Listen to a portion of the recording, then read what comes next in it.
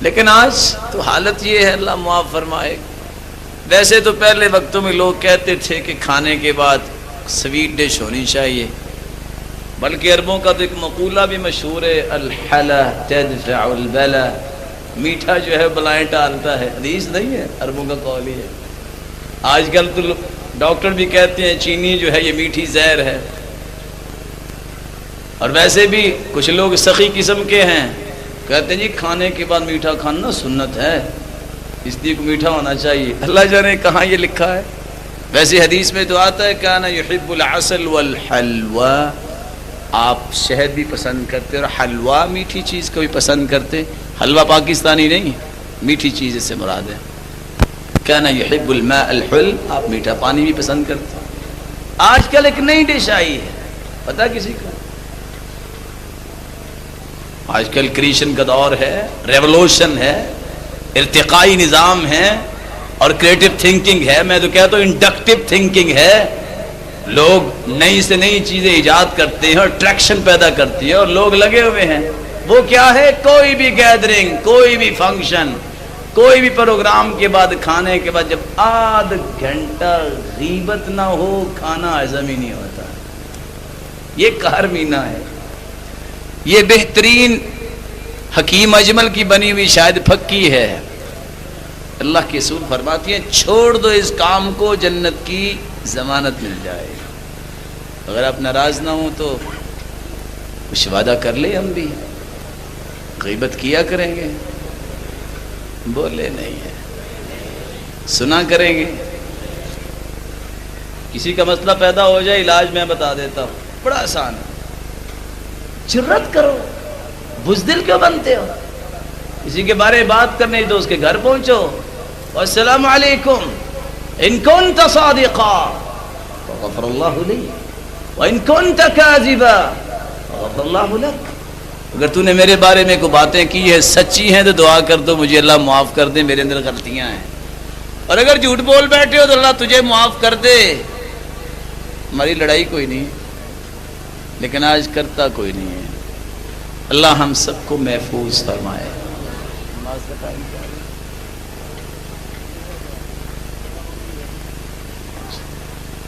آخری بات بیان کر کے میں بات کو ختم کرتا ہوں. جو جنت میں جانے کا طریقہ ہوگا، آپ صلی اللہ علیہ وآلہ وسلم نے فرمایا بینما رجل یمشی بطریق اذ وجد غصن شوک فأخرہ فشکر اللہ له فغفر له وفي رواية أخرى فأدخل الجنة. راستے میں ایک شخص جا رہا تھا، کانٹے نظر آئے، خیر خائی ہمدردی کی بنیاد پہ کانٹے اٹھا کے سائڈ پہ کر دیے. اللہ نے سارے گناہ بھی معاف کر دیے اور جنت میں داخل کر دیا.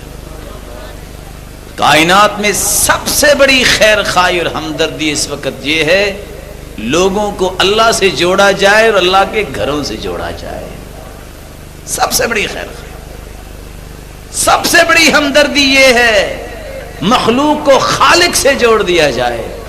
اور یہ رشتہ اگر جڑتا ہے تو مسجد میں آ کے جڑتا ہے یا دینی دانش گاہوں میں آ کے جڑتا ہے.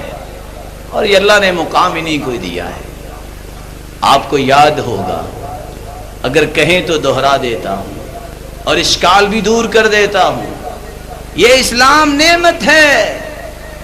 الیوم اکملت لکم دینکم واتممت علیکم نعمتی، اللہ نے نعمت کہا ہے. وَاذْكُرُوا نِعْمَةَ اللَّهِ عَلَيْكُمْ وَمَا أَنزَلَ عَلَيْكُمْ مِنَ الْكِتَابِ وَالْحِكْمَةِ يَعِظُكُمْ بِهِ. کتاب بھی نعمت اور حدیث بھی نعمت. اور سچی بات ہے جو ان دونوں کو پھیلانے والا ہے وہ سب سے بڑی نعمتوں والا ہے. بلکہ قرآن نے فیصلہ کر دیا ہے وَمَنْ أَحْسَنُ قَوْلًا مِّمَّنْ دَعَا إِلَى اللَّهِ صالحا وقال إنني من المسلمين. سب سے خوبصورت بات اس کی ہے جو مخلوق کو خالق سے ملانے کی بات کرتا ہے. مثال سے سمجھا دیتا ہوں. ماں کا بچہ گم ہو جائے، دنیا جہان کے P H D doctor philosopher منطقی آ جائیں، دلائل پیش کرتے رہے، ماں کا رونا تھمے گا؟ اس کا بچہ نہیں مل رہا، دلائل کیا سمجھائیں گے؟ اللہ کے رسول نے روتی عورت کو کہا تھا صبر کر، تو اس نے بھی جواب دے دیا، تو اس کو پتہ ہی نہیں تھا کہ اگر آپ کا کوئی فوت ہوتا تو آپ کو پتہ چلتا. لوگوں نے بتایا پتہ تو نے کس کو جواب دیا ہے؟ یہ سرتاج رسل ہے. بھاگ کے معافی مانگنے گئی، کہا صبر عند الصدمۃ الاولی، صبر اس وقت ہی ہوتا ہے جب صدمہ آئے، آہستہ آہستہ صبر آ ہی جاتا ہے. لیکن سارے ڈاکٹر پی ایچ ڈی ایک طرف، سادہ سا آدمی جو پڑھا لکھا بھی نہیں ہے، آپ اگر پنجابی زبان میں یہ کہہ دے، کملا سا آدمی کہہ دے خالہ جی آپ کا بیٹا نا وہ سامنے میں نے دیکھا وہاں بیٹھا ہوا تھا، سچ بتائیے اس ماں کا رونا تھمے گا کہ نہیں تھمے گا؟ جس طرح اس ماں کو وہ ان پڑھ اچھا لگا ہے کیونکہ اس نے ماں سے بیٹے کو ملانے کی بات کی ہے، خالق و مالک کو سب سے پیاری اس کی بات لگتی ہے جو مخلوق کو خالق سے ملانے کی بات کرتا ہے. سب سے بڑا ذریعہ یہ مسجد ہے، سب سے بڑا ذریعہ یہ دینی مدارس ہے. اور میں یہ کہنا چاہتا ہوں اس نعمت کا جس نے مقام سمجھا اللہ نے مقام دے دیا. عمر رضی اللہ تعالیٰ عنہ کے زمانے میں عثمان بن ابی العاص کے بھائی حکم بن ابی العاص جو بحرین کے گورنر تھے، 12 صحابہ کی بعیت میں اس ہندوستان میں آئے تھے. سوچنے والے سوچنا شروع کر چکے ہوں گے یہ کیا بن گیا.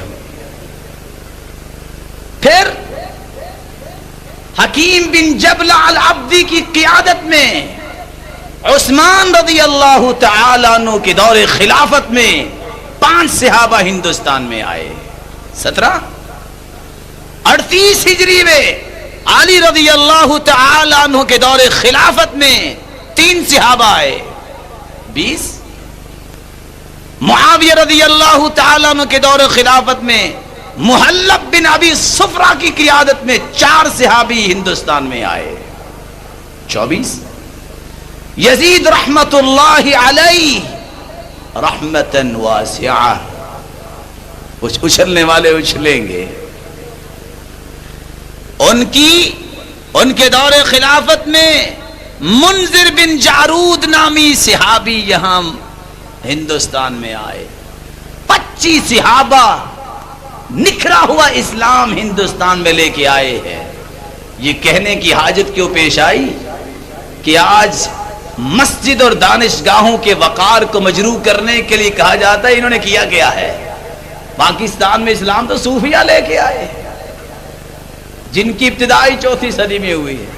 اور میری بات پہ اگر غصہ نہ کریں، اگر کوئی بھائی بیٹھا ہے، امام شافعی کو تو سارے جانتے ہیں، وہ کہا کرتے تھے من اصبح صوفیا تحمق بعد العصر، جو صبح کے وقت صوفی ہو تو عصر کے بعد جو احمق ہو چکا ہوتا ہے. یہ اسلام ہے. اور کون سا اسلام؟ ابن العربی کی کتابیں کھول کے دیکھیے. میں آپ سے پوچھتا ہوں آپ کا رب کون ہے؟ کدھر ہے وہ؟ اللہ تعالیٰ عرش پہ ہے. ان کا علم و قدرت ہر جگہ موجود. وہ کہا کرتا تھا وَمَا الْكَلْبُ وَالْخِنْزِيرُ إِلَّا إِلَٰهُنَا نَعُوذُ بِاللَّهِ وَالْعِيَاذُ بِاللَّهِ. کتا بھی ہمارا رب ہے اور خنزیر بھی ہمارا رب ہے، کیونکہ اس میں بھی انوار الہی نظر آتی ہے. اور منصور حلاج کا نام تو آپ نے سنا ہی ہوگا، کہا تھا مَا فِي جُبَّتِي إِلَّا اللَّهُ، میرے اس جبے میں بھی اللہ ہی رہتا ہے.